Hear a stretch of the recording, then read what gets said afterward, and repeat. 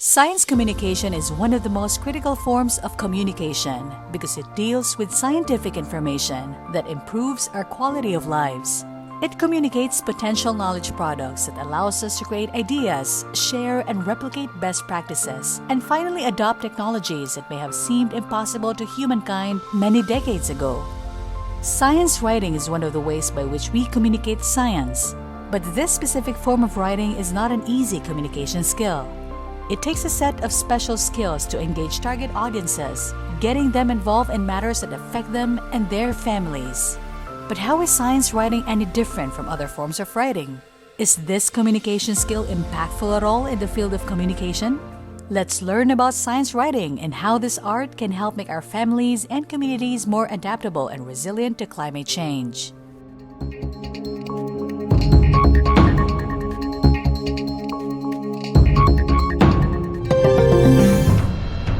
As an academic writer, my focus is on ensuring the accuracy of the Creative content. writing, it's not like a formal writing like in journalism or in textbook. It should always not only hit the mind, but most of the time hit the heart. So Political, that's how you write.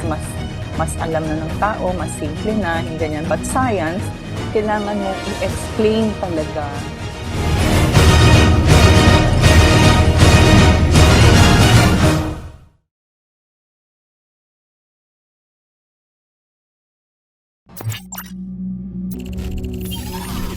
As an academic writer, my focus is on ensuring the accuracy of the content and also making sure that the flow of the presentation in the textbooks is somewhat similar to the way teachers teach students their content. Through my writing, I feel like I'm also teaching my students through the written word. As an academic writer, I also consider my audience because depending on the grade level that the textbooks that we're actually writing here in this publishing company should be age appropriate. And in that way, we will be able to help the students to learn even faster, and it will also help the teachers, deliver their content more efficiently. Yeah. Creative writing is a sort of storytelling. You tell what you experience from your emotions. It's your imagination that you can make use of. Like when I travel, I don't just tell what I see. I tell them what I feel when I see places. Creative writing, it's not like a formal writing like in journalism or in textbook writing. It's more of giving yourself to other people, sharing yourself and sharing your experiences. I'd like to entertain my readers by informing them, and then also by doing creative writing, you have a venue to express yourself. It's a self-expression and it's sharing, and I like it. I like sharing my stories to other people because I'd like to inspire and inform as well.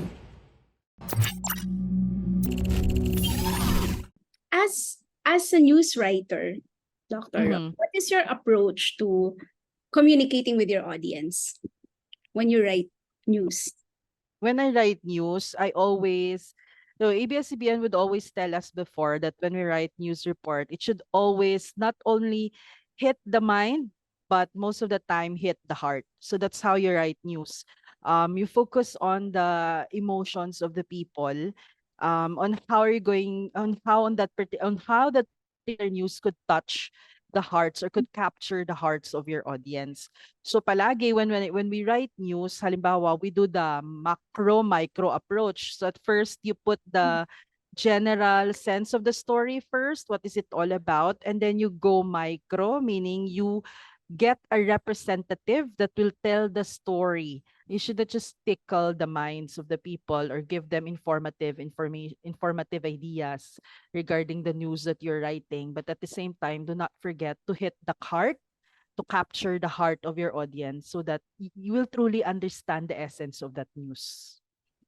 When you write news, you're not supposed to write it directly without an interviewee, because your interviewee will be the one validating whether what you're telling is true or not. If it's television, for example, you need to show the audio video.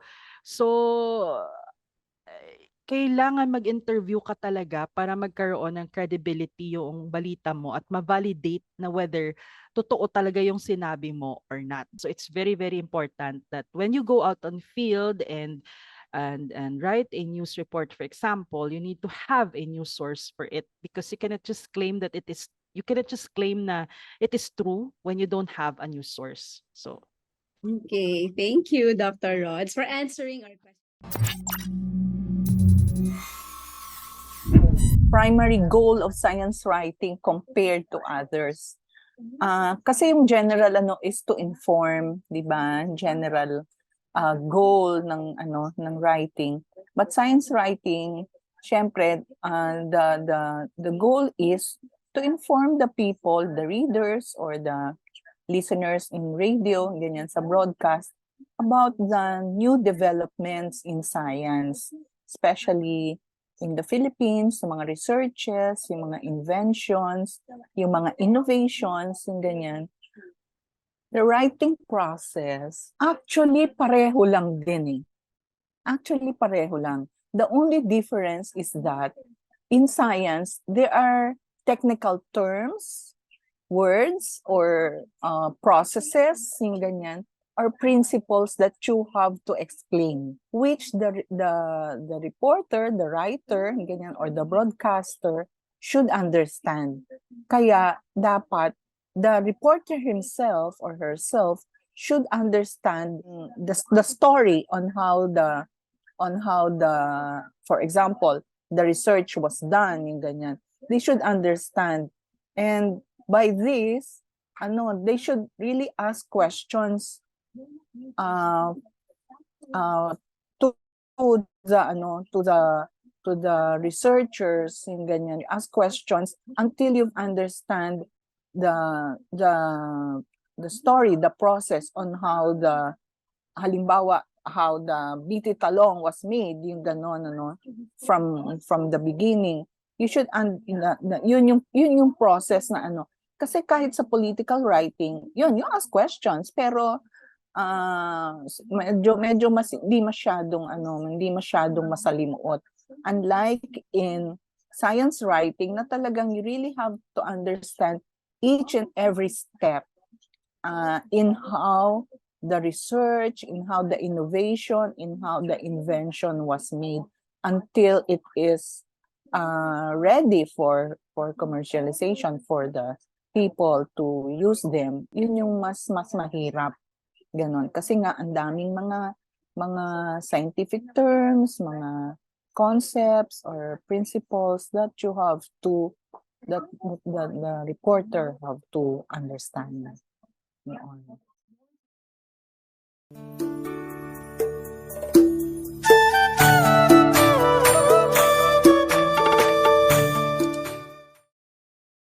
Narinig niyo na po ba ang katagang climate change o pagbabago ng klima o panahon?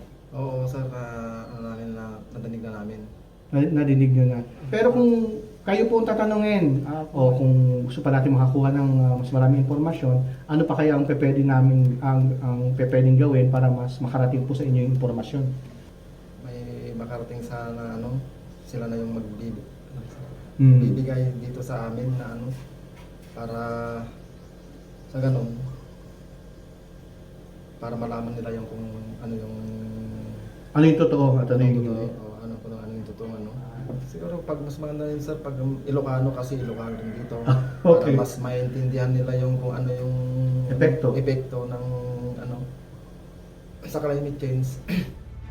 Through diverse media channels and amplifying personal experiences, we can promote science writing that informs, engages, and empowers individuals to take action towards a sustainable future.